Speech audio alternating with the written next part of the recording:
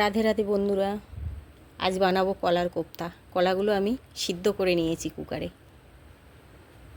এবার মুগ ডালটা আমি ধুয়ে নিয়েছি। আমি বেসনের পরিবর্তে মুগ ডাল দেব, এটা পিষে নেব। আমি পিষে নিয়েছি মিক্সিতে। এদিকে কলাটাকে মেখে নিয়েছি। এবার ওই পেস্ট করেছি যে ডালটা, ওর মধ্যে কলাটাকে নিয়ে মেখে নেব। পরিমাণ মতো নুন দিয়ে দেব, পরিমাণ মতো হলুদ দিয়ে দেব, আর একটু আমি লঙ্কা পেস্ট করে নিয়েছি। যেহেতু লঙ্কাটা দিলে একটু টেস্টি হয়, এটা একসঙ্গে মেখে নেব, সুন্দর করে মেখে নেব। এটা মাখা হয়ে গেছে। এবার কড়াইতে তেল দিয়ে এভাবে বানিয়ে নেব।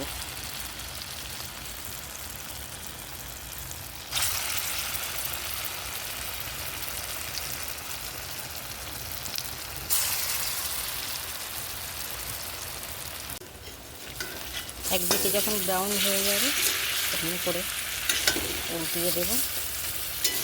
বড়াগুলো আমার ভাজা হয়ে গেছে। কড়াইতে যে তেল ছিল এর মধ্যে একটু জিরে ফোড়ন দিয়ে দেব, তেজপাতা দেব। এবার আমি দেব টমেটোর পেস্ট,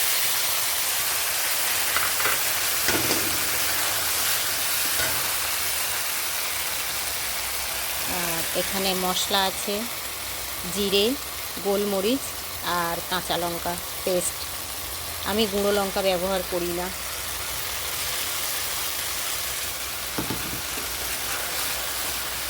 মশলাটা সুন্দর করে কষিয়ে নেব। এর মধ্যে দিয়ে দেব হলুদ পরিমাণ মতো। দেখুন বন্ধুরা, আমার মশলাটা হয়ে গেছে, তেল ছেড়ে গেছে।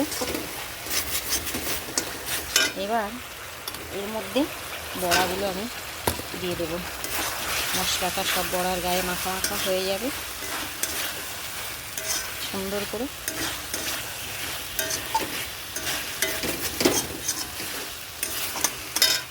এবার আমি জল ঢেলে দেব।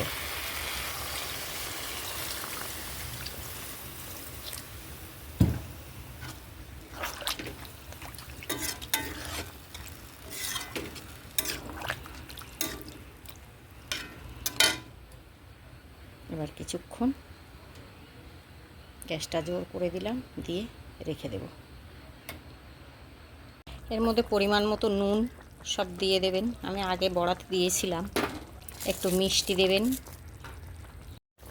বন্ধুরা, নামানোর আগে একটু গরম মশলা দিয়ে দেবো আমি।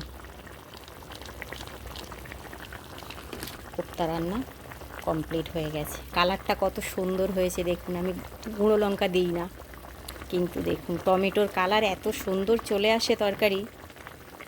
আমার কোপ্তা রান্না কমপ্লিট হয়ে গেছে। এবার আমি গ্যাস অফ করে দেব। আমার কোপ্তা কমপ্লিট, বাটিতে উঠিয়ে নিয়েছি। এবার আমার গোবিন্দের সেবায় চলে যাবে। রাধে রাধে। সবাই ভালো থাকবেন, সুস্থ থাকবেন।